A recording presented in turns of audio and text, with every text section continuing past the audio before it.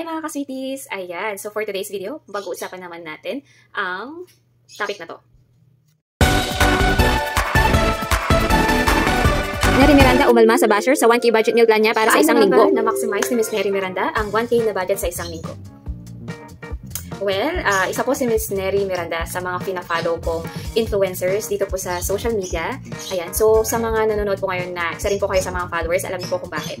Isa po dyan ay ang kanyang pagiging wais. Ayan, wais siya halos sa lahat ng bagay, especially sa pagbabudget. Kaya naman isa siya sa mga naging inspirasyon ko kung paano rin po mag-budget. Ayan, check nyo rin siya later, pero tapusin nyo muna itong ating pag-uusapan. Ayan, so ito na nga mga ka-sweeties, itong topic na to, may mga nambabash sa kanya kung paano daw po niya na budget yung 1,000 sa isang linggo. Ayan, una sa lahat, sana naman po, huwag na tayong mambash.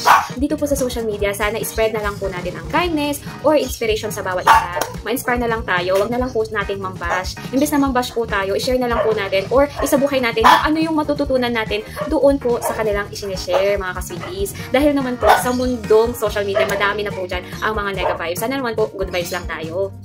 So, ayun na nga, 1K sa isang linggo. Pasok ba? Depende na po yan sa inyo.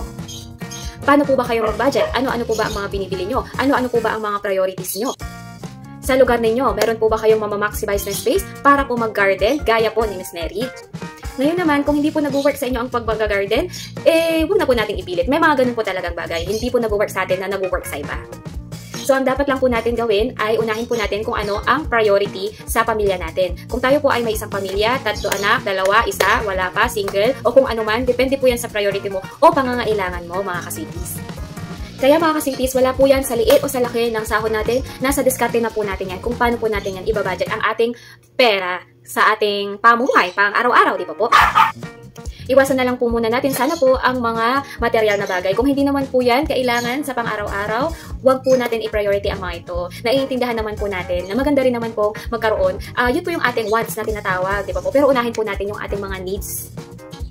Ayan, magtiis po muna tayo ngayon sa pagbabudget at pag nakaipon tayo, mamaya mabibili naman po natin yung mga wants natin. Ayan, so diskartehan muna natin sa buhay. Walang imposible, magkakamit mo rin yan kung ano man yung pangarap mo. Tiyaga lang, alam natin yung priority natin. At kaya-kaya niyan mga ka-sweeties. May pinost din pala si Miss Mary ng ganito. So, nag-share siya ng kanyang mga vegetable seeds para po sa mga gustong magtanim din. Pwede sa mga pasok.